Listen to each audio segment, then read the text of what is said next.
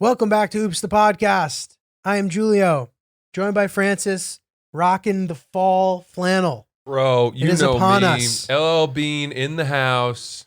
LL Bean. It is November. Waiting for time to wear a flannel. Yeah, flannels are in, man. I love flannels. When it's flannel season, I get excited. You know who I hit up recently because I saw he was wearing a really cool coat that I liked? Who's that? Crazy Carl Radke. Oh, our old pal. Crazy Carl Radke. I DM'd him a picture that I'd seen of him wearing a cool coat. And I said, hey, Crazy Carl, who makes this coat? And he said, Rag and Bone or something like that. And then he goes, big coat guy, huh? But to you? He said that to me. That's great. Yeah, I said, yeah. I almost suggested that he and I go coat shopping. Do you go like coats? coating? Coating. Yeah, I'm fine with them. I don't. That's it? Yeah, that's it. I actually, dude, I like sold. I used to have a bunch of jackets. I sold most of them. Now I only have two, like for the winter. Wow.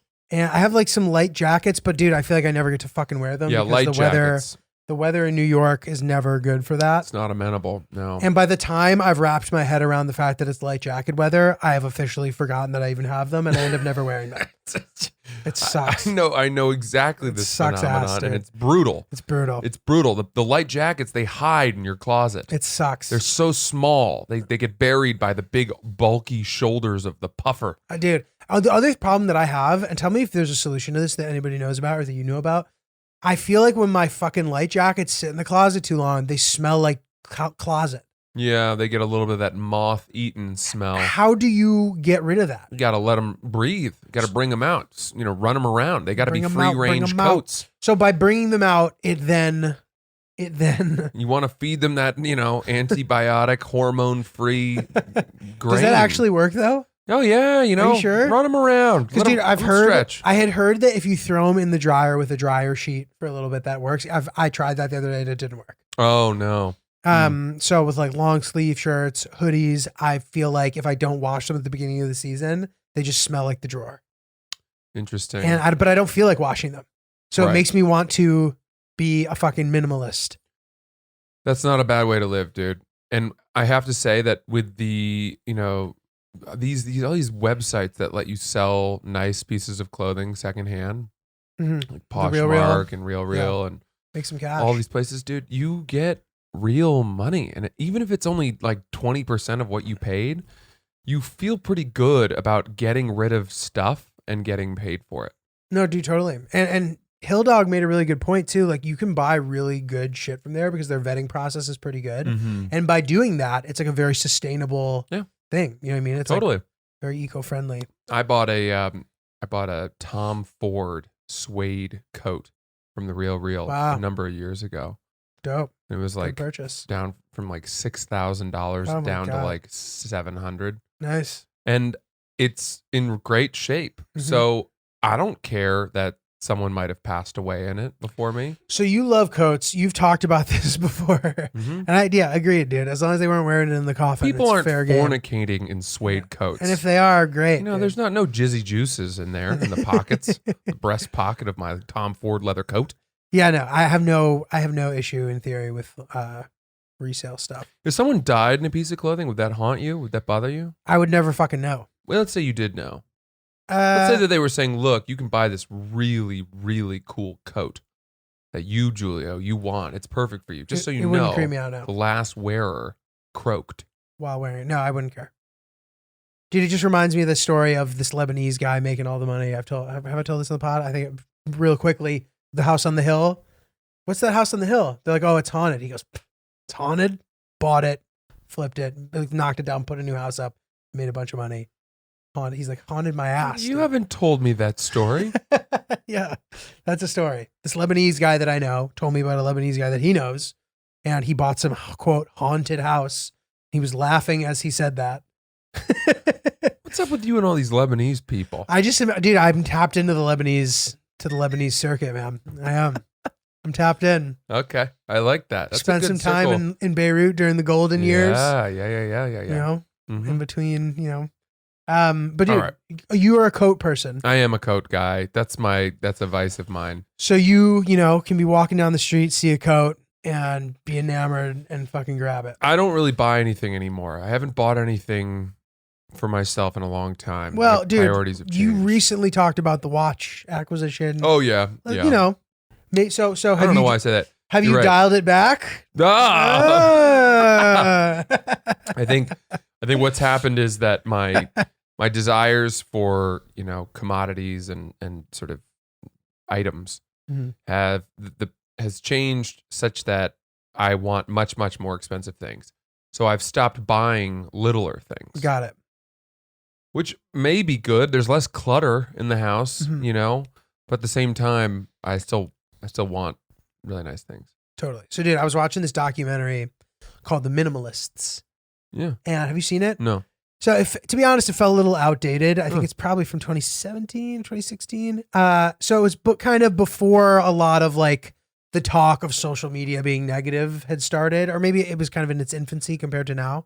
And it's this idea that if you don't want all this stuff or whatever, it can be freeing, right? Mm-hmm. Now, I don't have necessarily a take on it or not. I Mhm. honestly didn't really like the documentary that much. I get the idea of that, but like the guys pushing the idea, it shows them kind of living their life, and nothing to me discredits a person and their philosophy more than like the way that this guy was acting. What was he Like doing? he'd meet people and he'd go, "Oh, I'm a hugger, man." And he'd hug everyone. That alone, I no longer am interested in listening to your philosophy.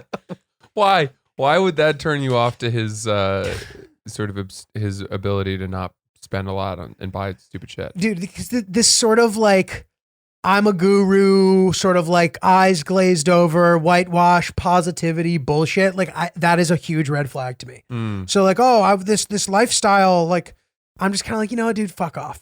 Like, I agree with the idea of it, but I can't get behind it because of the way that the main guys were acting in this video. I thought they were like Interesting. cheesy. Mhm. And this isn't me saying that you should be doing that either. I don't want that to come off as like, well, Francis, have you ever thought? Right. I don't really have a strong feeling on that. And Well, okay. So I got something, which is I just watched this show on Netflix called Maid, M-A-I-D. I haven't seen it. It's Oh, is it with what's her name? Margaret Qualley, Margaret the Qualley. daughter of Andy McDowell, Yes, who yes. actually plays her mother on the show. The Uh, mother and daughter play mother and daughter on the show, Interesting. and it's That's crazy. I heard she it's was really in good. she was in once Margaret Qualley was in Once Upon a Time in Hollywood. Yes. She's She- blowing up. She briefly dated our buddy Pete. Is that right? Dude, which is funny. This is another like funny, like random thing where like having two ties to a person. Like I met her briefly one time through that, but she also like stayed at Hillary's apartment in LA once because she was friends with Hillary's roommate when she was interning. No way. Yeah, and it's funny to have like random ties to people who then end up like being on the most hip TV show of all Dude, time. let me tell you something. Margaret Qualley on this show is one of the best. It's one of the best acting performances I've Really? ever seen. She crushes it. Ever. Awesome. It's I gotta watch it. I hate using this word because it sounds like I'm trying to sound smarter about reviewing a show than I am, but it's so understated. You know, her acting is so understated. She is so pained at so many moments, but she doesn't cry to just show that, and to feel her pain without seeing these like overt, obvious signs of emotion Mhm. is very subtle conveying of feeling. That said, the show, I cannot recommend it highly enough. It was the best show You I've watched the whole seen. thing? Yeah. Is we it a just finished miniseries? Yeah, it's a limited series, 10 episodes. Cool. It's based on the book that was written, I think, called Confessions of a Maid. But the story, I think the show is loosely based on it. I don't know how much is true, but it really shows what it's like to be quite poor. hmm And there aren't that many shows that do that. And especially, she's poor, she's sort of white trash. She has a daughter, she can barely afford, and living from sort of $30 payment to $30 payment. And does it take place like now? Not long ago. Mhm. It's in Washington State. Okay. And there's a huge sort of contrast between the people she works for, the wealthy people whose houses she cleans, and the struggles she's going through, and the lack of sort of empathy that people have for her. And it really kind of, I mean, her life is so rough, is so bad. And these little things that happen that make her happy and life good made me realize, man, I could live with so much less. I really think I could live with so much less than I have. Yeah. It's And, good. It's a good reality check. And be to happy. have. I mean, and be happy. Yeah. Like if I don't even know, man. I just, how much money do you need to survive? Not that much necessarily. You know? What is it? Do you think you could survive on $300 a week?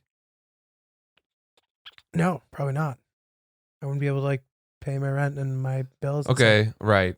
So you downsize apartments. Yeah, I don't know, man. It's a dumb game, but like whatever. But the point is a valuable one. You could live on less and be fine. Granted, yes, you'd have to like make adjustments. well, it just you start to wonder like how are my credit cards getting up where they are? I know I talk about this all the time. I talk about it all the time. But they're just like there are just charges. Life hits you in the face with these unavoidable things where you're like, yeah, you just accept that something was $1,800 or something. And then you're like, man, I didn't have a choice. Mm-hmm, mm-hmm. Yeah, it's funny too, like when the sort of median of what is a comfortable expense, as that goes up over time, you're like, wow. Like I could never imagine a time where like I'd be okay with this costing this. I know. Well, that brings us to inflation, which how much are you following what's happening right now in the market? A little bit, but they keep talking about how inflation's going to be so bad, and then the market just keeps going up. So I'm like waiting for this like a couple bad weeks to happen or something.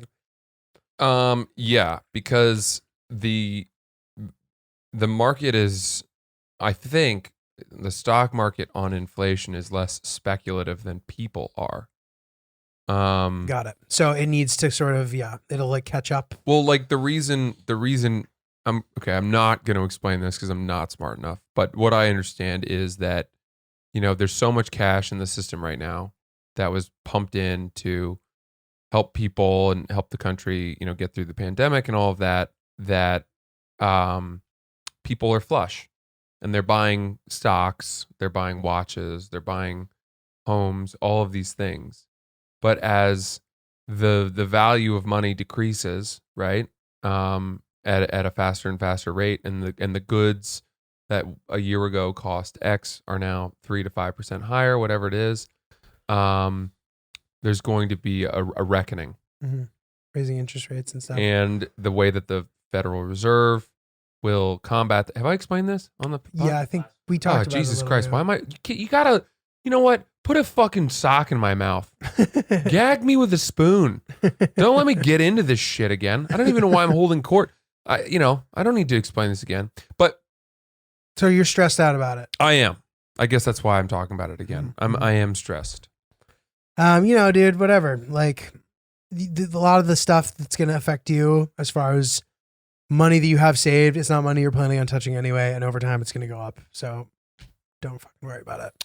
I know. But just think about when you go to the bodega to buy a Snapple and now it's $7. It's not going to happen overnight. Yeah, but one day you're going to go to buy. You're not buying a Snapple at the bodega every night, are you? I don't buy. I don't really. Okay, you go buy one of your nice bottles of water. Buy a water bottle, yeah. And it used to be $3.29, and now all of a sudden it's $5.45. You can still find it for $3.29 somewhere. I don't know about that. Well, maybe okay. I don't know about that unless you're in one of those traffic intersections and there's a guy walking up and down, bottle of water, cold bottle, and you're like, well, I can only get this from July to August. You're like, dude, this is really where you chose to do this. You know how many sidewalks there are, and even that guy's going to be charging $2.50. I mean, dude, listen, I'm so far in my life, I'm very comfortable with how much the prices of things have progressed. I'm sure. I just don't think it's going to be. I don't foresee it being some like thing that really affects me. Got it. But the same way I said COVID wouldn't affect us, that was one of the worst calls in history by me. Whoopsie daisies. Whoopsie daisies. Who knows? But yeah, I try not to be too forward thinking. If anything, I'm a back thinker. Oh yeah, You know, you're a look back and smile kind of look guy. back and smile on better times with better beverages. Yeah, And that's why, and I'm excited to say this because I know all the listeners love this brand. We are happy to be back in bed with Stewart Spiked Seltzer. hell yeah. Ryan, you want to pass me a couple of those cans? They got new cans that they've launched. These things are looking pretty snazzy. You pretty guys, close you guys remember Stewart's Spike Seltzer? You remember Stewart's? Stewart's was the root beer brand that was started many moons ago. They're carrying the legend forward, paying homage to the classic Americana and nostalgia while adding a modern twist and adapting it to today's market. So look, these are the new cans. If you guys are watching on YouTube, you can see them. And these are two of the sort of crispy new flavors. The well, not new flavors, but kind of more of the contemporary flavors. The black cherry and the raspberry lime. Raspberry lime, delicious. Which are two of our favorites. That's right.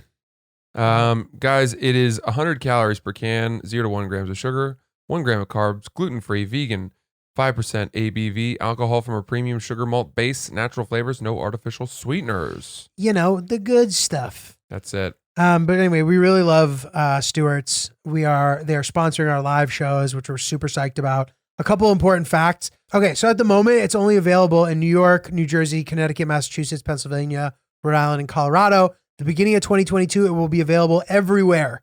Holy smokes. Yeah, if you're interested in figuring out where to find it, you can hit up their Instagram, Stewart's Piked.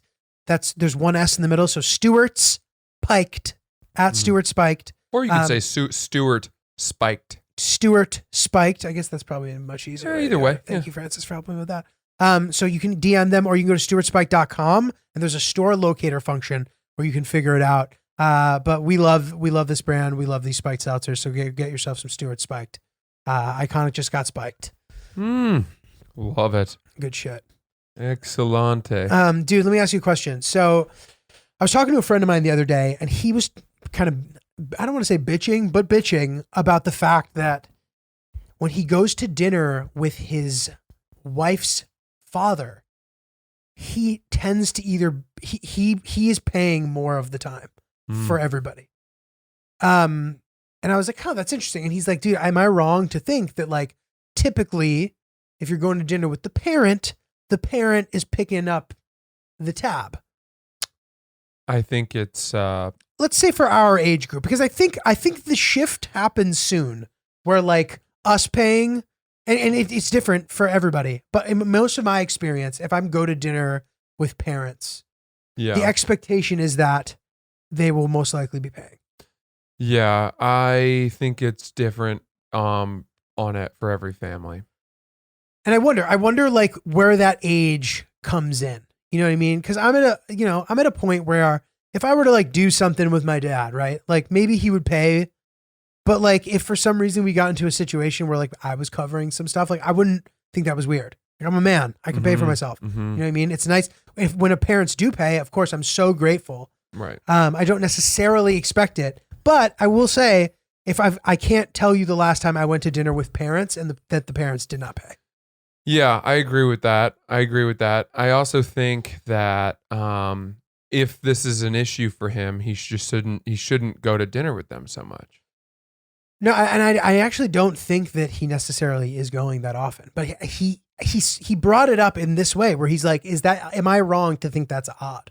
Now, granted, of course, that is a person to person thing. But most of the people that I know and have known, the parents are typically paying. Yeah. And that kind of like runs the gamut of different socioeconomic backgrounds. Whereas if I go to dinner with parents who are wealthier versus parents who aren't as much, the place we go is what reflects that, but the parents still pay. Interesting. Like we'll go to a place where that parent feels comfortable covering the bill, right, as opposed to like going to the most expensive fucking restaurant ever and not batting an eyelash. You know what I mean? I don't know. Like maybe you get into a situation where even though they're paying, they're like, did somebody order? Who ordered the pumpkin, whatever? You know what I mean? Like maybe the techniques are different, but yeah, I don't know. SNL did a sketch about this recently that was not very good. About the parents picking up? No, about people breaking down the bill. Oh yeah. And who ordered what. and who should be paying for what. Mm-hmm. It wasn't a very good sketch, but the concept was solid. So when we went to dinner, I think Hillary was worried that I was going to start doing that because I was just trying to figure out where to put the tip. Mm-hmm. Now, I don't know if you would notice this, but when the bill did come, I didn't look at the check Mm-hmm. because the worst thing I think is when you treat somebody to then make them feel insecure about the fact that you're treating them. Mm-hmm. I think there should be none of that. Dude, I'm going to be honest, to the point where like I almost am worried that I've gone so far in that direction that it actually is taking away from it. Because even Sierra was talking to me about dinner when we were upstairs. She's like, "Wasn't dinner great?" And I was like, yeah, it was great. And she's like, "No, but like," she's like, "What the fuck? Like, are you not going to agree with me?" Because in my head, I'm like, "Oh, maybe she's just saying that." So I don't want to make her feel pressure to say it was good. Boy, because you're as neurotic as I am. And I didn't think you were. You're so stable in so many ways on your thoughts, but that is a peek behind the curtain, a shaky curtain. Well, anyway, dude, I did not look at the bill, and I handed my credit card, and then the bill came, and I just couldn't figure out where to put the tip. And I saw Hillary kind of glance over, being like, "Stop fucking looking over, itemizing the bill." Yeah. I wasn't doing that. I just couldn't figure out where to put the tip. Anyway, sorry for interrupting. No, were you saying dude. something about the SNL? No, sketch? I don't. That's it. I didn't have anything. Look, I'm trying to think right now. I kind of want to just ask you some bigger life questions. Dude, love it. I love a good bigger life question. Yeah. First of all, I got really hot with my flannel on, so I took that off. Attaboy. And then as soon as I took that off, it was as if I was shedding the outer layer of my onion. And now we're getting down to the core of it. And I feel ready to lob you some big life questions. Peel back the onion. Did you even look like an onion? Like the lime green is sort of like when the onion isn't fully ripe yet, and the white reflects the core that is fully ripe. What an apt metaphor.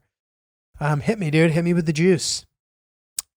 Well, okay. So my life right now is sort of visible for me in terms of the things that are right in front of me. Unfortunately, I feel as if I keep myself on track by saying, "Well, I want this," or I'm aiming for this. Goal oriented. Yeah, and then in a year or two, this and this and this. And are these things or career or both? It's both. I think it's like house. I want to have a kid by this age, and be moving into a place where the kid and I can have a catch in the backyard by this age. And have you guys started talking about names yet? No. I think we've talked about that too. But I think that naming kids once you're engaged is less of it is like a very realistic thing to be doing as opposed to before. Well, okay, so all right. I mean, I've alluded to this on the pod before, but there's a project that I've been working on for the last year and a half that is a very, very close to having a decision. Close to Judgment Day. Yeah, we're about to face our day in court is nigh. And this has been, whether I realized it or not, I mean, I definitely realized it, but I think I was lying to myself in that I've definitely put a lot of expectation behind this and the decision that's going to be made on this project. And if it happens, my life will change, undoubtedly. Okay, but let me ask you this. So I wonder if that's even necessarily true. Well, I think I'll be making a lot more money. So, okay, I guess, and then my thought is then I can have access to buy the house. Okay, so I worry that I can't talk about this without kind of disclosing a little bit what it is. So maybe I won't. It's a show. We can say that. Okay. It's a TV show. Okay, fine. So say that it goes well, it will just go right to series, or you would get a pilot. I think it's. Can you not talk it's about more that? likely that it would go to series based on the companies that we're looking at working with. Got it. Okay, so then yeah, for sure. Yeah. I just, dude, I want the problem with this situation, which I think will make you feel better. And I'm sorry if I keep doing this. Anytime we talk about this and Francis says any kind of doubtful thing, I feel protective of him. And I try to play devil's advocate by giving him a positive outlook. So that's all that this is. But like, you could argue that you'll never get away from that. So like, even if it goes, it now has to be a hit. And then if it gets canceled, then what? You know what I mean? Like there's always a really bad outcome looming, and you know, you're fucking killing it. How dangerous is hope? I feel like it definitely is. It can be dangerous, but it depends the way that you look at it. All right. So my answer to your thought of it has to be a hit, it get canceled. My hope is not that this TV show will get picked up and then will run as a major success for 8-10 seasons, you know, and will be my life for the next decade. My hope is closer to my face, which is that it'll just get picked up. We'll sell it. And my thought there is that even if it does get canceled or it's not a hit, it will be something that I can point to, which will lend credibility to my career, right, and will make future opportunities or potential buyers more willing to bet on me. Yeah. So it kind of elevates your status to a point where it would be the first. Easier. It would be the first splash that I've made, and it'd be a major, you know, credit, and let's call it the biggest splash that you've made. Yeah, it probably would be. Yeah. Not the first though. You've been splashing. I've been splishing around. You've been wading. I've been doing a little bit of floaty splish and doggy paddle in the old splish splash in the old kiddie pool. Jump back in the bath. Yeah. So okay, all right. Let's say that this show I've been working on. You know, I am hopeful, but I also have the mindset of, okay, well, if this in 2 weeks, if I find out that nobody wants this and it's not going to get made, you know, I'm ready to make some major changes in my life. Like what? Well, first of all, I always intend for us to keep doing this podcast because I love it and we've built something great. And you know, Did you sense me being like, does he mean he wants to stop the podcast? No. I just think for our listeners and you know everybody, there's always I'm always going to do everything I can to make room for this. This is a major priority. I love this. This is a great thing. Mm-hmm. But if this show does not get made, I might start exploring other work. Mm-hmm. Other fields, not like a 9 to 5 necessarily, but just doing other shit. Some of these other things that I've started to kick around. I mean, the idea of just like bashing my head into the wall for another decade, trying to make movies or TV shows or get a stand-up special or being on the road all the time. And, you know, I don't know how much more of that I can take. Mm-hmm. I can't. And it is an industry of rejection, mm-hmm. of constant thickening of the skin, of constant, you know, getting close. Yeah. It's all or nothing. It's a zero-sum game. I mean, I don't see it that way. But well, you've managed to forge a very good career with it, where you've been able to not have it be a zero-sum game. In what way, though? Well, I would argue you're more successful than me. No, but I'm saying I would say that, like, okay, you've been able to find, like, if you were aiming for something, right, but you didn't get that thing, you were able to get something that was right next to it, or right below it, or you know what I mean? I don't know, dude. I mean, I've gotten close to a lot of big things that didn't work out. Lots of them.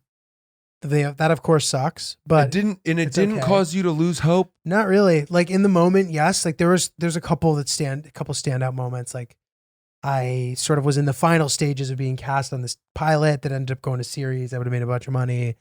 Like all this weird shit happened. I ended up not getting it. And you know, you sign your contract, all this stuff. I was like super bummed out for like a couple days on that one.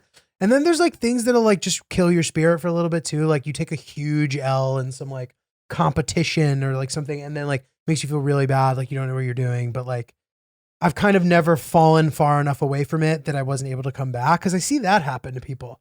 Like you see them lose hope and then like enough time goes by where they don't have any choice but to pivot and do something else. That's nowhere near happening to you. I mean, you're very much in the mix. Like you are on the road, like you have a great career, but I also understand that this feeling that it sucks. Like it's shitty. So like, regardless of how well you're doing, if you can't take it, you can't take it. I'm just wondering what else would you do? And I know maybe you don't know the answer to that. No, I mean, I have some curiosities, but I don't know if they are just flavors of the week, right? Like or if they are something I would enjoy. Because that's the thing. It's easy to kind of like fantasize about life outside of the trenches when you're in the trenches, but life outside of the trenches is often another trench. Right. Right. Which is not always great. And you're like, fuck, this sucks. I know. No, you're right about that. You know? You're right about that. But dude, I've definitely paid my dues from a standpoint of like, you know, having to do shit that I hated, doing terrible shows, doing side jobs that I hated. Yeah, now, you know, the last few years have been great. And I hope to kind of continue any positive trajectory and working on stuff I'm passionate about. But I do understand the fear of, you know, this big day coming. And then it's like, if this doesn't work out, then what? But I said this to Francis earlier, and, you know, I hope that this is comforting as well. The sort of nature of our business is you create time for yourself to work on these long-term projects.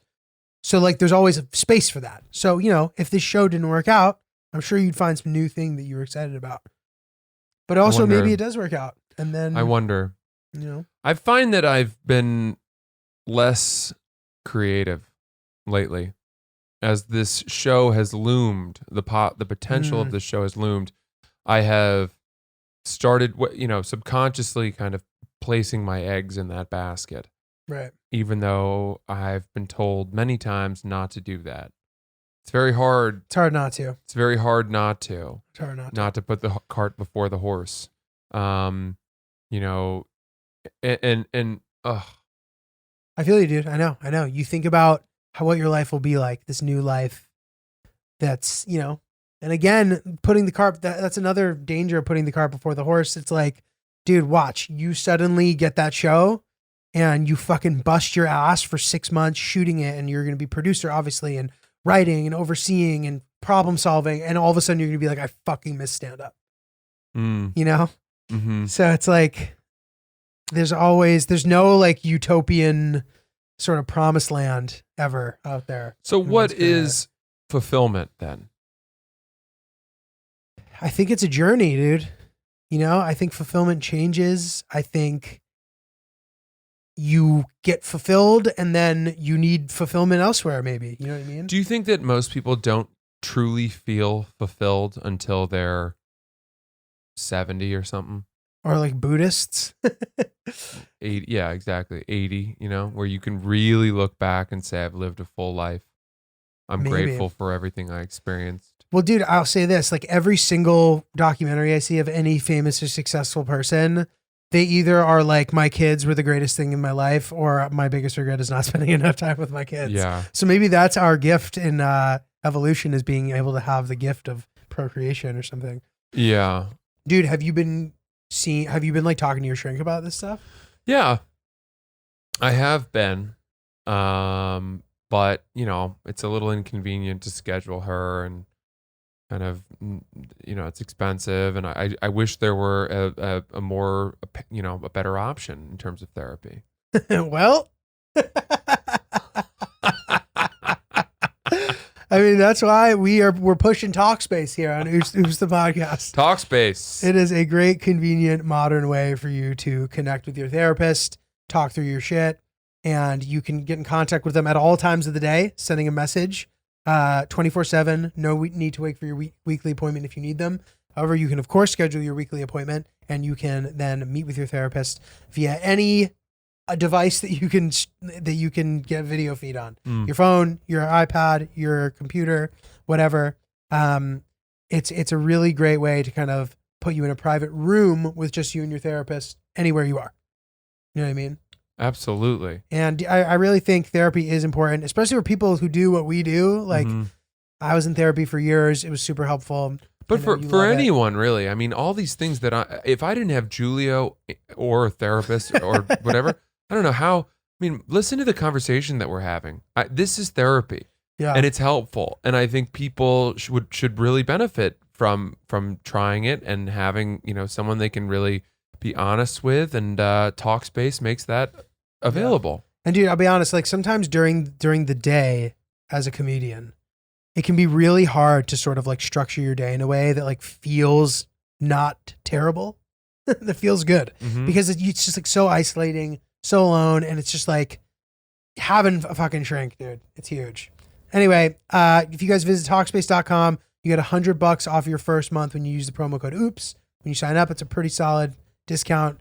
Join Talkspace today. Start moving forward with a single message. That's $100 off at Talkspace.com with promo code OOPS. Wow, nice. Good shit. The reason that this has come to mind for me, that these sort of musings and this sense of, I feel a little bit stagnant right now. I feel like I'm waiting.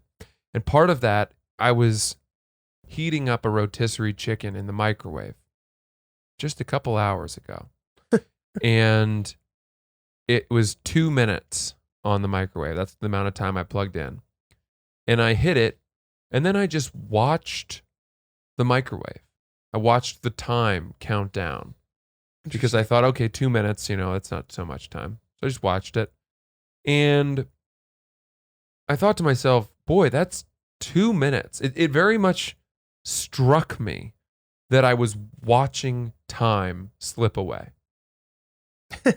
This was you ever you watch a countdown, right? Now, granted, it's 2 minutes. So you don't think it's, wow, there's really not a whole lot else I could do in that time. Maybe there's no better use for this time. What could I accomplish in 2 minutes? But I can't tell you how many times in my life that I've watched 10 minutes slip away, half an hour, a full day. Mm-hmm.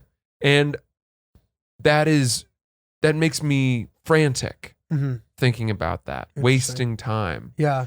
And part of it too is when you are surrounded as we are by self-help books, inspirational quotes on Instagram, all these, sayings that you read, wherever you read them, they just smack you in the face and resonate for about 10 minutes. Yeah. But during that time, you read that quote on that inside cover of the book or wherever it says, stop waiting for your life to come to you. And you think, okay, no, I'm going to go out and find life. I'm going to go seek it. Motivating. Yeah. All of that troubles me because I'm waiting for an answer on something.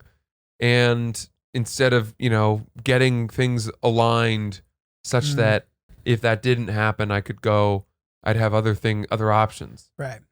Yeah. I mean, but dude, to your point though about hope, right? Like, of course, like you can smell the W, you know what I mean? You've done so much hard work.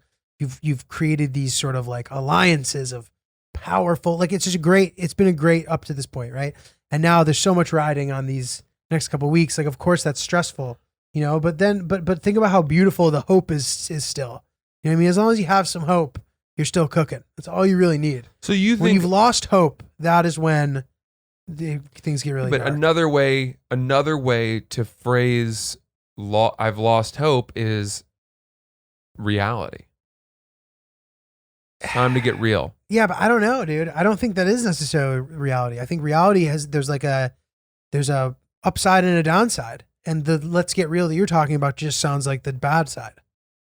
Oh, in facing reality, a reality on the morning after finding out that something you were really excited about or had hoped for wasn't going to happen, that could be, reality can just be, the spur that kicks you forward and says, okay, that didn't happen.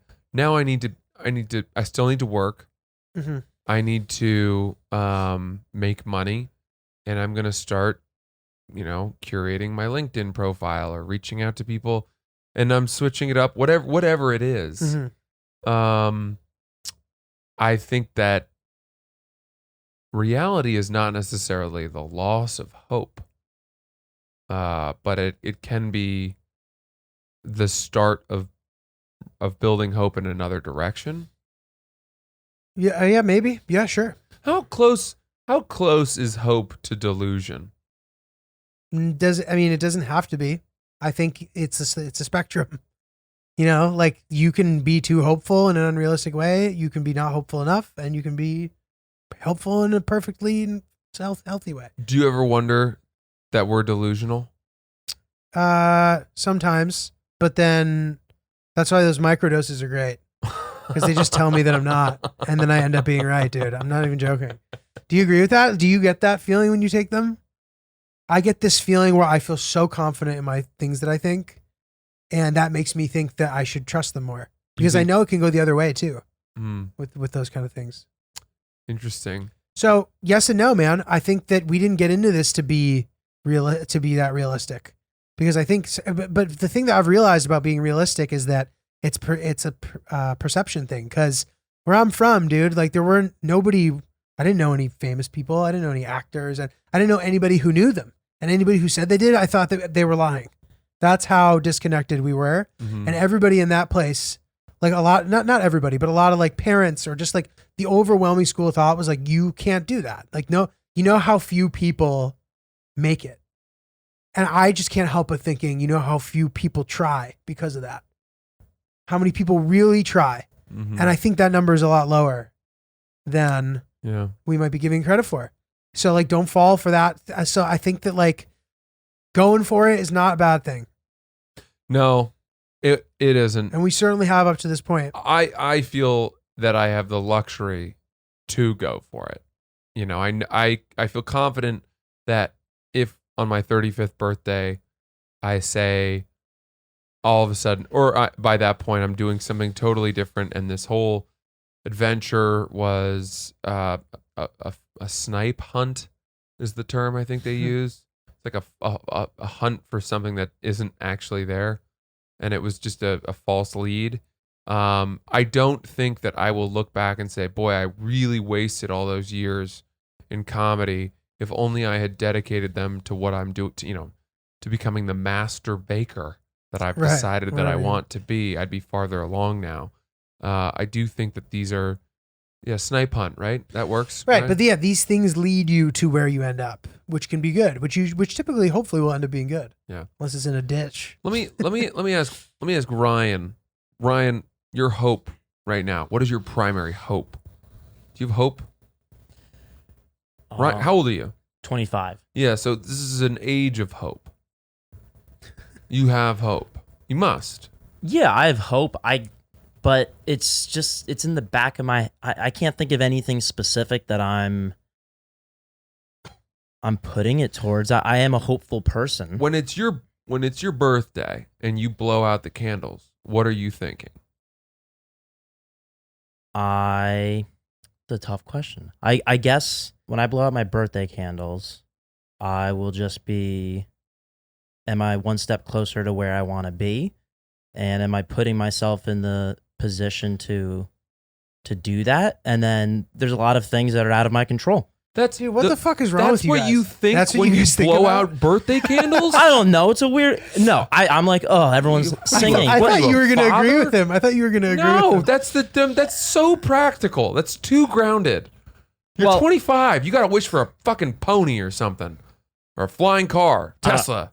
I want there a Tesla with a red bow on it out in my parking garage. That's my take on hope. Birthday candles. Yeah, I get the analogy, but Come on, that's my take on hope.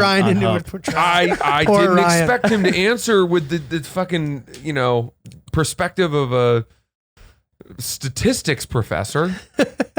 It's very, very grounded what you just said, and it's admirable. But having said that, I put a cupcake in front of you right now on your birthday. It's a lit candle. Yeah. Are you really thinking, I hope that I get incrementally closer to my goals and I continue my path of self-improvement and that my life is fulfilling? No. There has to be something tangible, whether it's 1 million TikTok followers in a year or, even if it's a selfless wish, like I want my family to remain healthy. That's something I often wish. Mm-hmm. I want my family to be as healthy as they can be for as long as possible? I would wish. So I love all those things, but if I were to think off the top of my head, I would wish for a brand new Volvo. I know that sounds messed up after you bring those Volvos up, but Volvos are sexy, and that's something that I want. They're like You want a making a Volvo? comeback. Yeah, I grew up with a 2001, and it was all right, but the new ones are gorgeous. I grew up with a Volvo too, dude. The interior is so sexy, and the touch screen is like it's like the size of an iPad. Very sexy car. I have a dream someday that we Dope. will. Something's gonna happen. The podcast will get bought by, I don't know, Warner Someone Brothers huge, or something, dude. and we'll buy gifts for Chris and Ryan, and I guess we know what we're getting him now. Dude, I'm getting It's a Volvo. and I'm getting Chris Wow. that Richard Milley plane, dude. Dude, hilarious. What do you do when you blow out your candles? I'm like, oh, this is fun. No, I'm always like, man, it's true. You don't think about the wish? No, no, not really. You don't wish for something when you blow out candles? No, I guess I do. I got. Oh, sorry. What do I wish for, or what am I thinking? And what I'm thinking is, this is fun. What am I wishing for? Probably the family thing. This is a good question. I want my family to be healthy. I hope that I'm happy. I continue to be happy in my relationships and my life. By the way, people say if you tell people what you wish for, it won't come true. But that's only the case, in my opinion, While you're wishing. blowing out the Fully candles. We are past Statute of the limitations. statute of limitations have worn off. None of us have a birthday coming up. So, right? When's your birthday? Yeah, mine too. Dude, it's so funny. You guys are both in March. Wow. Dude, Interesting. yeah. I mean, food for thought, man. I think that I've started curating my LinkedIn profile before. I've certainly been there, and I've had these thoughts where I'm like, I can't do this anymore. But, I think it was at a time where I was like, I don't know. I was like, literally, how the fuck am I ever going to make this work type thing? And I'm like, I don't want to go back to like folding clothes or teaching tennis. No. But think about you remember in Knocked Up, Seth Rogen? I don't remember it well enough. I've seen it, but Well, he gets her pregnant, obviously, and he's just this sort of dreamy stoner who, is vaguely working towards creating that website where they would highlight the nude moments of famous actresses, in Hollywood, and then they find out that someone already did it, and then he's listless, but they have their big falling out, he and Katherine Heigl, and then he gets some job, some real job. Yeah. And there is a real job that we could do that's not folding clothes. Totally. But dude, this is what I will say to you. A lot of the time, the people who are like, oh, I want to write, I want to do this. Like, you ask them, okay, what have you written? They haven't written anything. They have an idea. Having an idea is easy. Doing it is hard, and it sucks, and it's not fun. And like your friends, no one's going to be like, oh, you're writing it. It's sick. People are going to judge you and like whatever. And then maybe it'll become something. Maybe it won't. But like, dude, good for us for at least going for it for real. Yeah. Like we're like in the mix, we're doing stuff. Like I feel very fulfilled by my projects, even if fucking nobody watches them. And you should be proud of yourself that you've gotten this far with whatever it is that you're developing. I don't want to give away too many details. And, if I really just think it'll make you even more efficient and better the next time around, where you just are so much more familiar with the steps. And, Kevin Hart, how many pilots did he have that didn't go or whatever? Like, I think that there's a lot of reason for you to be extremely hopeful. And I hope you don't throw in the towel. Thank you. And you really believe that? Yes, very much. You don't just say that I for live yourself. that. I believe that, and I live that. And that to me is a mark of success. To have a full subscription to your own philosophy. I feel that way. As Yeah. opposed to just reciting it as some incantation where like saying the Our Father prayer, as if by virtue of saying it enough times you'll have lived a better life, or totally. you'll just proving it to yourself.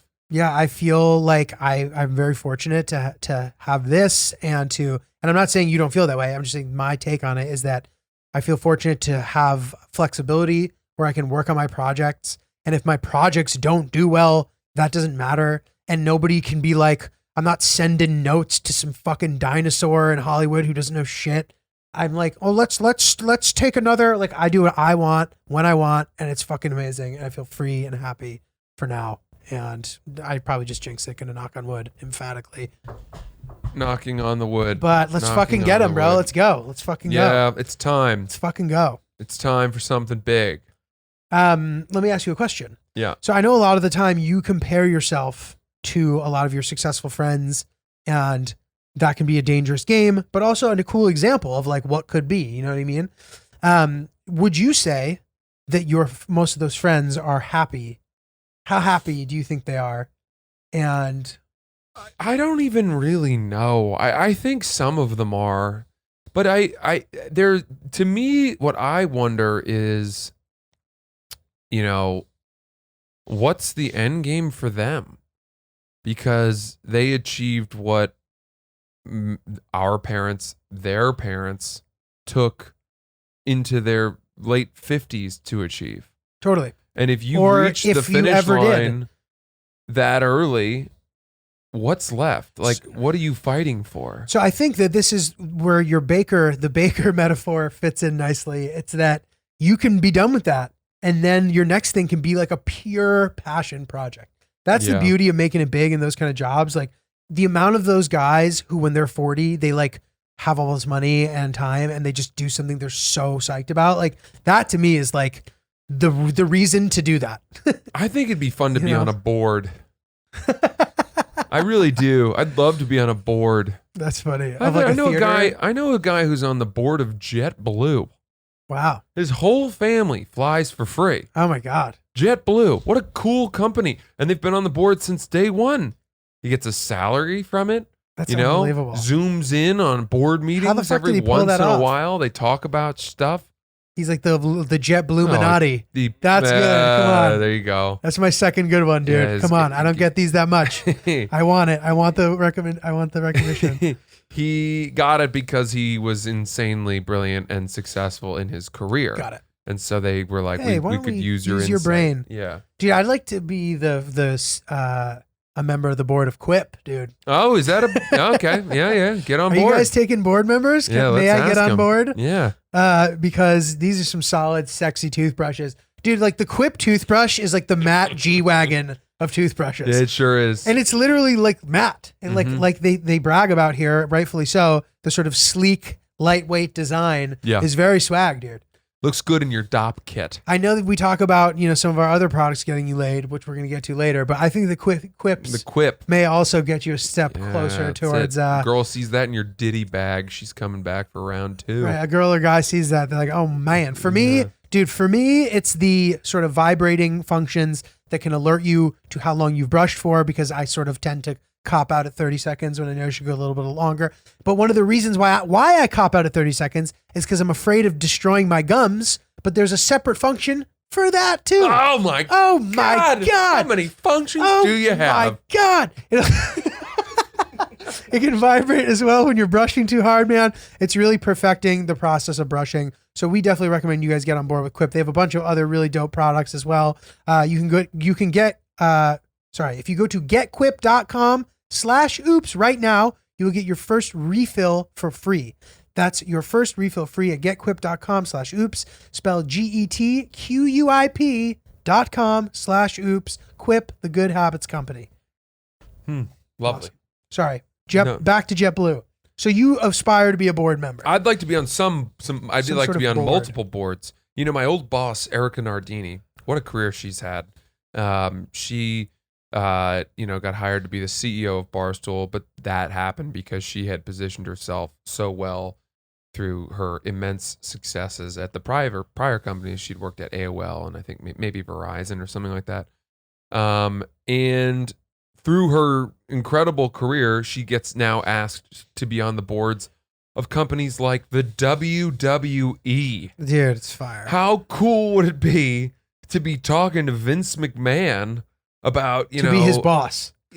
Yeah, like to be strategically figuring out what directions and what to implement and new ways forward with professional wrestling. I know, dude. I mean, look, I wouldn't want to be on the board of some insurance company necessarily, but JetBlue, WWE, Dude, My God. fire. Yeah, That's a cool meeting. That's Yeah. a meeting you look forward to. totally. You don't care where you have to fly. You know when you get there, if it's in the top floor of some gleaming skyscraper overlooking the Hudson River or, in LA or something like that, you know they're going to have good sandwiches. That's You true. know there's going to be a cart that's wheeled in with sandwiches and You like bet your ass. Tazo iced teas, slightly sweet. I know. And dude, you're not even going to care at that point either Yeah, because just you a will have tad every sweet. meal so customized to your liking Yeah, exactly. because of where you're staying. By the way, dude, have you seen the new JetBlue first class thing? Oh, mint. Mint. It's Looks sick. They do. This is all You going to can, sound like- like a JetBlue ad. No, you can dine with the person like sitting with you. Not only that, do you know where they get their food from when you go Where? from LA Like to New York? Danny Meyer. or Charlie Bird. Charlie Bird. It's the That's Charlie Bird crazy. menu. Charlie Bird's an incredible restaurant in New something. York City. That's unreal. It's incredible. How do they get it on the plane? How do they get it on the plane from Charlie Bird What is this, to the Japan? airplane? What is this, Japan? Yeah. Dude, yeah, that's really fucking cool. Dude, I gotta be honest. If somebody, people always say they're like, money won't make you happy type of thing. But listen, I truly believe that if I won the lotto, and maybe every person who wins the lotto thinks this, or if somehow I just got a bunch of money that I didn't deserve, I truly believe I could fill my time extremely well with it. I think I would be so happy Mhm. not having to do anything I didn't want to. You don't think it would? Oh, see, here's the thing, dude. Here's my thing, right? I don't think money necessarily makes you happy. I think success makes you happy. So I don't agree with that. I don't think for me. And I know I get in general that idea that like success makes you happy. I don't think that it would make me happier. I think that just the money would be enough for me. Yeah, but money doesn't give you knowledge. Success and hard work give you knowledge. Okay, And but knowledge is interesting. I that doesn't mean that my thirst for knowledge will be sort of like extinguished. Well, you think that with sitting on $125 million, lottery winning, you're just me heading down to the local library every day? Dude, I would do so drinking much. books? I would do so much cool shit. I would do like the coolest trips. I would just get involved in stuff that I thought was really interesting. I have a lot of interests.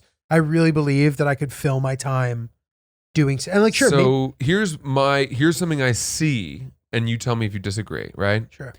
All of a sudden, those trips you take to Haiti and Turkey and Albania or Iraq, where before you were spending the night in mud huts, Mm-hmm. primitive lodging, no frills, always a risk of food poisoning, spreading out a mat on the ground and eating a meal with your fingers with some elder like you often somehow do. Just be part of the tribe. But somehow do. By the way, being a member of the Council of Elders, that's That would be up fire. there with being on That's a up board. there, I dude. would love to be on a Council That of is Elders. up there. I think all of a sudden you're like, well, there's no reason for me not to stay in the Four Seasons in Baghdad or Right. this. Like, I'm going to do the same trip, but do then it, like, you doper. are not. Then you're 100 miles above them, Okay, and so you're not in the streets, and you're not fair. getting the sweat and the flavor. Fair. So this is the other thing I think that's important to us to, and maybe this is a testament to like my goals and the fact that maybe they're the goals that are right for me, because I think that I would actually just do the things that I'm already doing way better if someone just gave me money. So like, for example, to your point of the mud huts or whatever, I think maybe I would do the mud huts, but like now I have a budget to do the mud huts. So now I'm like, I have an editing team and now and I could just like make cool shit and it just doesn't matter how it does. Or like, so, but the thing that I do worry about, and I thought that this is maybe where you were going, is that somehow because I could just do it at any second I wanted, maybe I wouldn't appreciate it as much. Maybe it would be everything's so available that now nothing's fun. And that seems like a real thing that people with too much money tend to have. a Yeah. problem with. Is the word inure? I think that's the word. Inure? You become inured to it. Hold on. Let me look this up. I think inure. Dude, I would invite all my Yeah. Become accustomed to something, especially something unpleasant. I would invite all my friends on these like awesome things. I would just be social and fun. And I don't think that I would become a loser. Like, I think I would still like be involved in stuff, and like I wouldn't be some kind of like knowledgeless consumer who just like ate too much and fucking scootered around. No, I think you'd still be adventuring. I just think it would be a different slice of life. Yeah. That you'd have access to. Yeah. So if you guys want to see how this story ends, feel free to, I'll send you my Bitcoin wallet address. Feel Can free people to send Bitcoin to you? Yeah. Really? So dude, first of all, a couple things about this. Tom Brady, did you Saw see this. he gave, so this guy who gave back Tom Brady's was his 600th touchdown ball. They were so happy that he just volunteered it back immediately, right?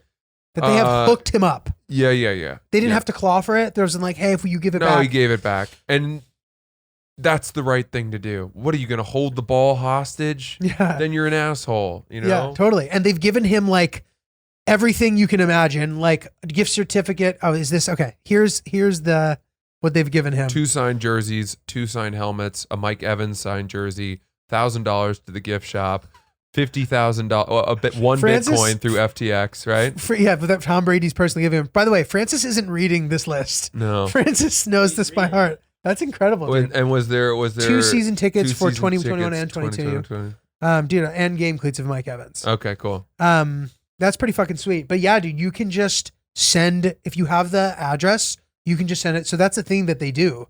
If you're starting a new currency to get publicity, you can send XYZ amount of your coin to a noteworthy guy. Wow. And it makes headlines. Wow. And this Shiba Inu coin, that's what happened. They sent like 1 trillion or something of them to the guy who started Ethereum.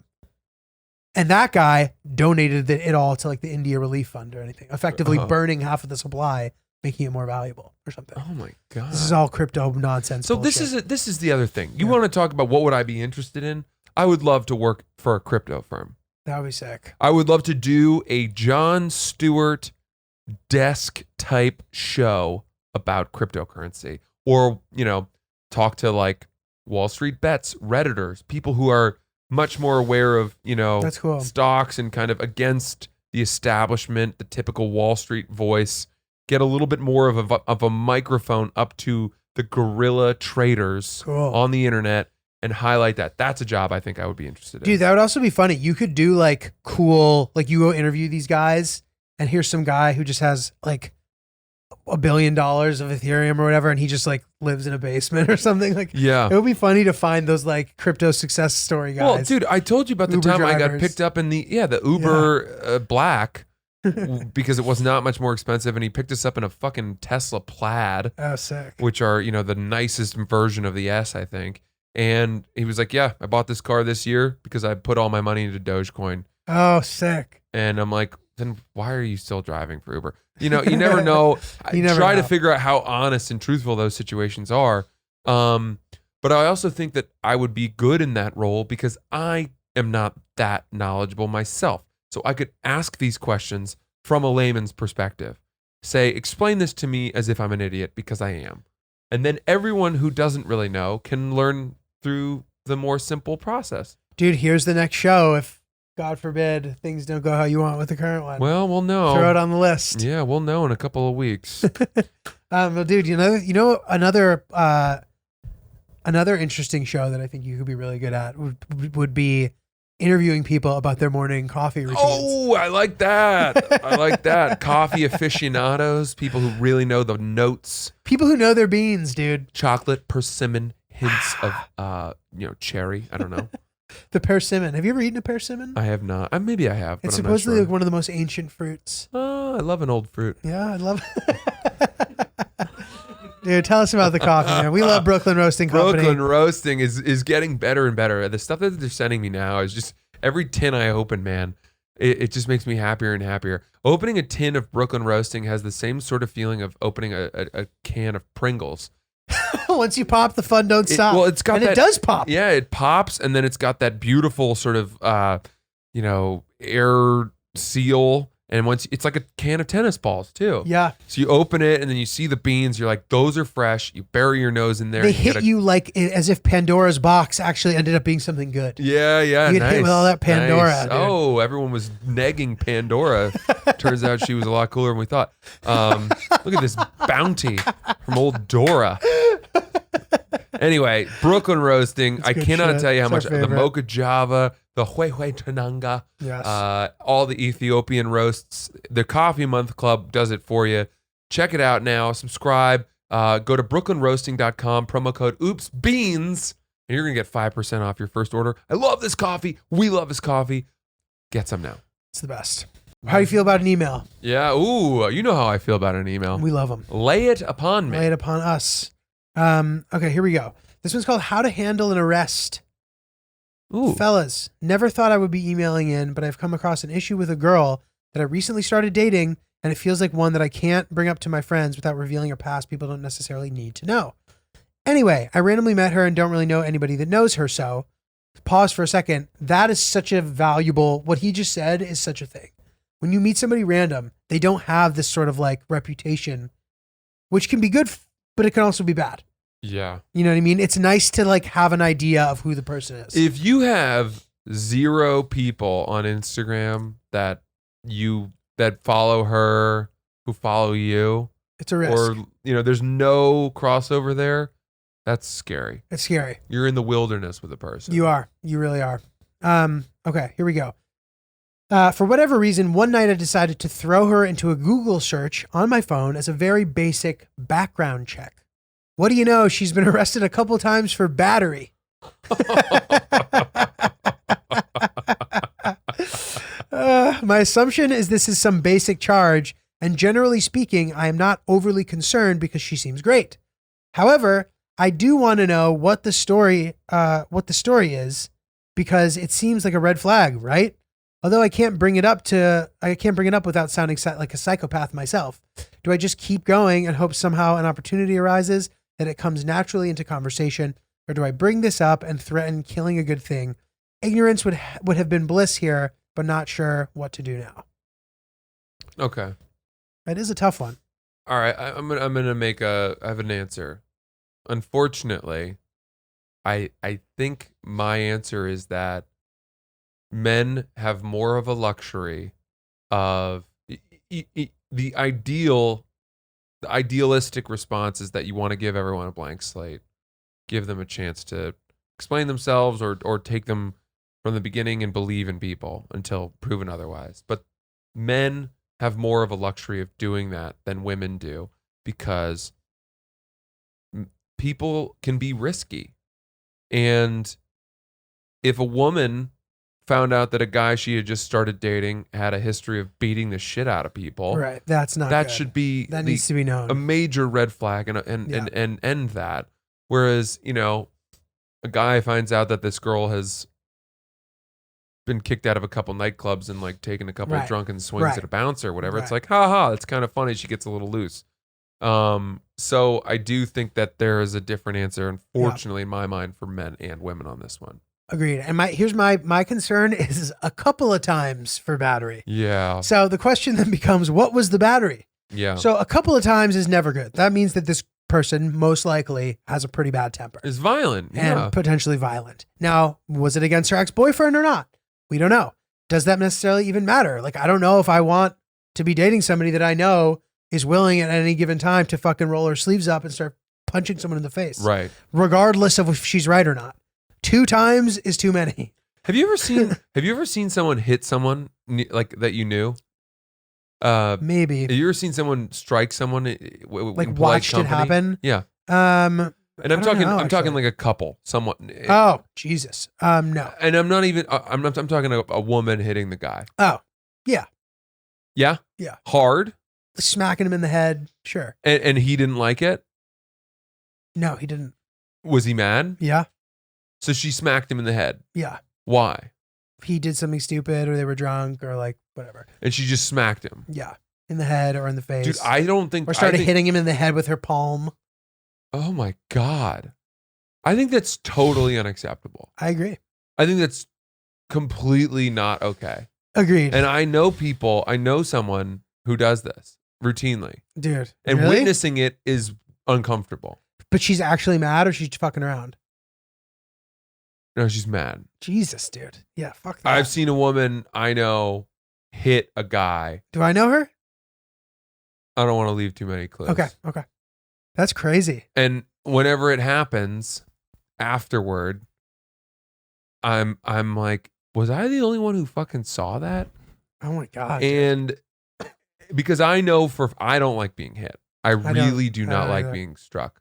When I was in high school, and I went to this one school my freshman year, Cheverus, and it was like, it had been an all boys school until 3 years prior. So it was, it was a Jesuit school, mostly male.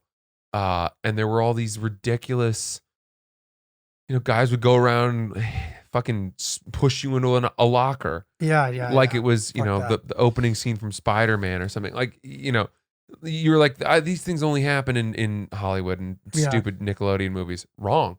Guys would bully you and they would hit you. And I never understood that. Yeah. I was like, what are we doing? It's the 21st terrible. century. Like, how could you possibly think This is acceptable. this is behavior. okay? Totally. And I don't like hitting at all. So if someone hit me, someone I was dating hit me in the head, even if it was just because like I farted or something, I would after, in a quieter moment, I'd be like, if you ever do that again, we're going to have a major problem. Like, I'm going to end the relationship. I would never hit someone back. I just like, don't hit me. That's not okay. Yeah. I have really strong feelings about that. Dude, yeah, I hate it too. But Have you ever been hit? Yeah, but like the story I told earlier on the podcast, like I don't know, 100 episodes ago or something. It's on the Ricky episode. But a bouncer like kicked the shit out of me. Oh, I mean by a punched me in woman the you face. were dating. Oh yes, I have. You've been hit by a woman? Yes. Have you been smacked in the face? Yes. Slapped? Punched, slapped. What? One person in particular. Who did it multiple times? Yes. And you just rolled with the punches? Like not really. What did you do? I was like, are you fucking kidding? But what am I supposed to do? Like one time it was happening when I was driving, dude. I'm like, are you serious? What? I know. It's like drunk, irrational, crazy person. Yeah. Crazy. How long did you continue to see the person after the first It was time? very tumultuous. Like we kind of were on and off for a couple years, and then that was it. And I don't talk to her. Crazy. I hate it. It was terrible. Wow. I don't know if I've ever. I would think I've probably been like playfully hit, and then I would tell them I don't like that even, and then they would stop. Yeah, dude. I agree. I don't like the playful hitting. I don't like joke punches. Well, I'm joking. Dead arms, dead legs. I hate all. Sack I taps. hate. It's just Charlie horse. Charlie horse, Indian sunburns, titty twisters. I don't care what it is. I hate it all. that I shit. hate it all. I hate it. And dude, it's always the people who do it are like the type of person who like, people pretend to pour Gatorade on you. The people who actually pour it, Yeah. those are the same guys. Did I tell you that I was at the show I did that your parents came to, that there was a guy? Did I tell you this? No. This is one of the funniest crowd work exchanges I've ever had. This guy was, I told this story about getting beaten up in Maine, and then I asked if anyone in the audience has ever been punched in the face. And this guy was like, yeah, I've been. And I said, okay, what was the deal? And he goes, well, I was in high school and I fought the bully. And I was like, okay, great. Why? What happened? And he goes, well, I said, how did it start? And he said, I was in the cafeteria and he came over and he spilled a milk on my head. And I go, no, that's a victim's mentality. He poured a milk on your head. You're better than that now. He didn't spill it. You weren't friends. These guys will be guys. He's just playing around. He spilled the milk on my head. No, he poured it on your head. It was very, very funny. And then he sort of got into the story of how he then tackled the guy. He got suspended, but then a week later they met at the middle school to actually fight it out, and he got the shit kicked out of him. But just all that. So funny. Dudes, I agree. Stupid. Anyone who thinks that there's a place to resolve or bond or exert authority through physical assault, and I include titty twisters in physical assault. Big time. Don't touch me, dude. There are such better ways for you to prove to me that you're better than me. Like, play me in one-on-one. Let's play tic-tac-toe. Like, let's do a trivia off. Right. You know what I mean? And if you need to blow off some steam, go fucking chop some wood or something. Yeah, if you're smarter than me, bury me with intelligence. If you're better than me at sports, you're stronger than me. Bury me in a way that doesn't. I don't know that it's a hurt me. competitive. You think? But I'm saying that's what I think that's what a lot of it's Really? insecurity, and they're just lashing out, or they're doing these things to make you feel less than. Mhm. And there are better ways to do that, frankly. Right. True. That's kind of my mentality. Yeah, it's fair. Well, to our friend on this, who's dating this girl, the thing I worry about is bringing it up, because he is right. If it's been great so far, bringing that up is going to potentially, Yeah. you might end up ending it. Well, Maybe keep your eyes peeled for signs. Yeah, I don't really know. I think at this point you maybe have to ask. Be like, I Googled you. I don't know why. You be honest. exactly. Like, I Googled you. I know nobody who knows you. I was curious what would pop up. The more serious you get with someone, I think Googling in this day and age is the most basic. It's pretty basic. The most basic thing. Even just for fun. And the fact that, she's definitely going to have either an explanation or an answer. She shouldn't be surprised. You're not prying by Googling someone. Yeah, no, totally. Not at It's all. not like he went through her computer. Dude, not at all. He went through the computer The computer. of the world. And you were there. That's There on you. were, If you're beating the shit out on of people. the computer, you Yeah. better have an answer. Yeah. Yeah. All right, dude. Well, what do you think? That was fun, man. Should take her home? We really picked it up on that episode, Love it. It was a wild ride. Yeah. Fuck Appreciate you yeah. all staying with us. I'm in Providence, by the way, tomorrow night and Saturday. Providence at the Comedy Connection. I hope you guys will come out. I love Providence. This is a great comedy club. Go to francisellis.com/shows or just francisellis.com to get tickets to that. Yeah, thank you guys for coming or for buying tickets to our live show at the City Winery, December 1st and 7th, presented by Stuart Spike. Those are going to be awesome. Thank you so much. And there's still a couple of tickets left for my show, New York Comedy Festival, November 9th. Caveat, go on my bio to get tickets for that. And we'll hopefully see you in person in your city soon.